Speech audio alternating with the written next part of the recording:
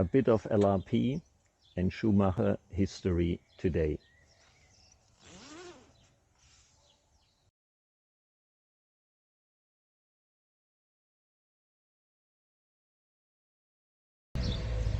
Hi Jürgen, this Cougar next to you is not exactly but similar to the car you won the FR Euros within the 90s in Antwerp, Belgium 2 years ago. What do you remember about racing at that time and about that race in particular? I mean, that race in particular was a very special event. It was a very, very bumpy track, very soft soil. Actually, the drivers worked on the track to get it race ready. It was nearly an 8-scale size, so also in those days was a little bit, a special track, fast track, and very bumpy track. Okay, so you started from 5th on the grid. So in today's terms, it would be unusual for a driver to come from 5th to win a Euros title. How do you remember that? Look, I saw it was a Christmas tree type qualifying and only the top 4 went through to the A final initially. Yeah, now you saying this, actually, I didn't remember that. Obviously, I was in the semi-finals then, only the top 4 going to the mains. I have no memory what my position in after qualifying was, but lining up 5th on the grid means I must have been the fastest in the semi-finals. So yeah, was still a decent starting point. And the Cougar also took place 3, 6, 8 and 9, so a pretty strong display. Yeah, we had a very strong team effort. It was either Phil Davies or Kevin Moore coming second. The others I do not exactly remember, but the Cougar was really, really strong with our suspension setting on that track, and the power we enjoyed also helped quite a bit. All right. And as we can see, the history of collaboration of Schumacher and LRP goes back a long way. What made you choose the Cougar all those years ago? I mean, I was racing 12 scale with Schumacher, then actually was my life to race 12 scale, then started in off-road in 88 and the results came immediately, and this was in the beginning only with the Schumacher Cat XLS, the 4-wheel drive car. There was no 2-wheel drive. Then Schumacher expanded their range with the Top Cat. I believe it was 89 towards the Worlds, so it was logical to run the Schumacher 2-wheel drive car, and from the Top Cat we arrived at the Cougar in 1990. Was there anything special about your LRP power package you used in the Cougar? The electronics look very different and primitive compared to what we have now. Yeah, I mean, primitive is a bit a harsh word. I mean, in every era of racing, there is state-of-the-art things. An F1 car from the 70s also looks a bit more primitive than today. But I think always within an era, people try the best, the hardest, what they have at their disposal. So with the power I enjoyed and the power we had and the speed we had, yeah, it was definitely an advantage at this event. All right. So nowadays, worldwide from manufacturers, we have seen re-releases of many popular cars from when the sports of RC was in the one of its heydays, before the advent of computer games and other distractions. Do you enjoy seeing this section of the market, seeing some of the vehicles from back in the day? And what was your favorite car at that time?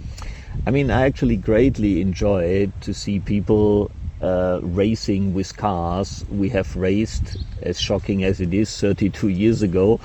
And I haven't raced for a long time, but probably most likely if I would attend again, it would be with one of those cars. And my the car I liked the most was the Cat XLS, which then turned into the Boss Cat. So we were running some in-between chassis development parts. But if I would have to highlight one car, it would be the Cat XLS. Awesome. You were in fancy of making products yourself under the LRP brand. You must have been very busy traveling a lot of races and working on your own products. Can you describe that period for us? Yeah, I mean, it was a fascinating and very busy time. I mean, for me, I always wanted to see the world, race all over the world and basically find out how far I can get, and then live with whatever is the result. And coming fifth in Australia and sixth in Detroit, I didn't win the World Championship, which was my original goal, but I think I did quite well. And then winning 3 Euros, also pretty good.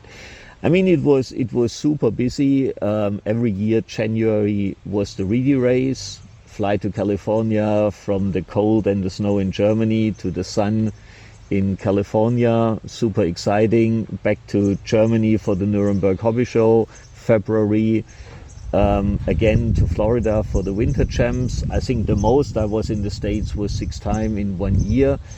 Travel to Australia. I mean, the world was quite a big world those days. I mean, when you were gone, you were gone. There was no fax, no email, no WhatsApp, no nothing. I mean, you were just, you disappeared.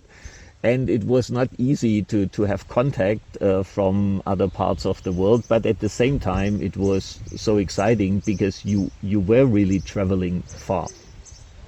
All right. So your form continued into four-wheel drive, taking the TQ position with the Schumacher Cougar for the finals. You ended up fourth with the late Phil Davis taking the win.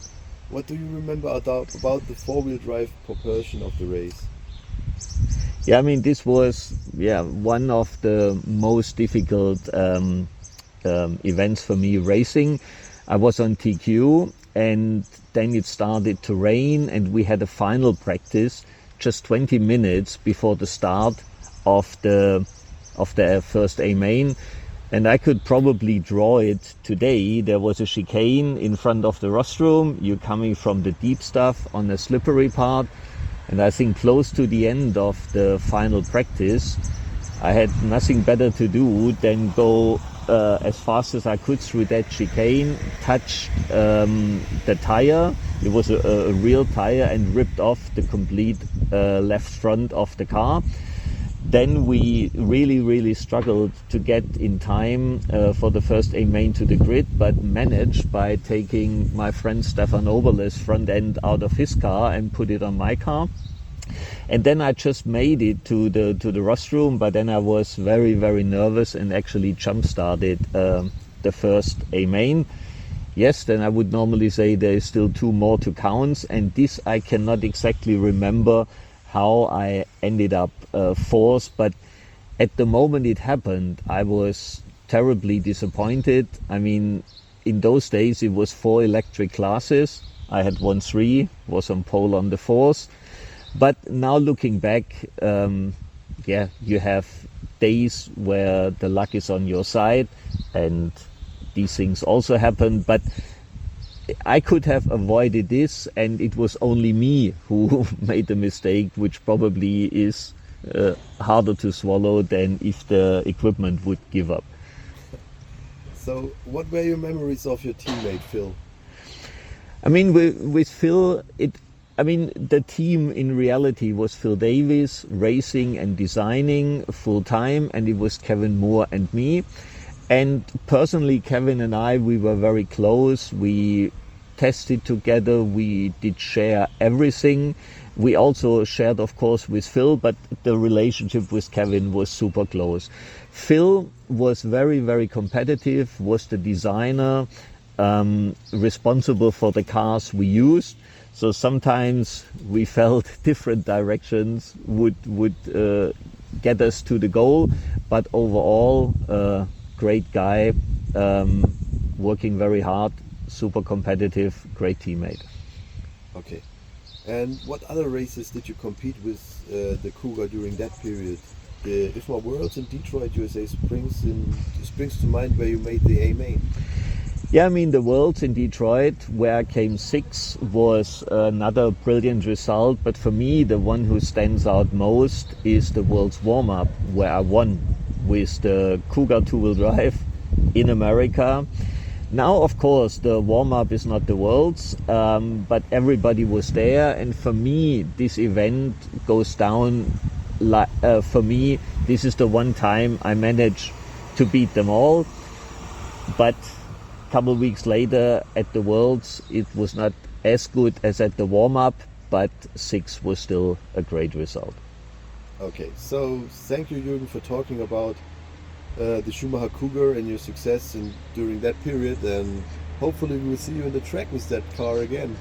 Yes, thanks a lot for the interview, and it's a great honor that you prepared the car with my livery back from then, and I'm very excited and also proud to be associated with this project. So thank you very much. Thank you.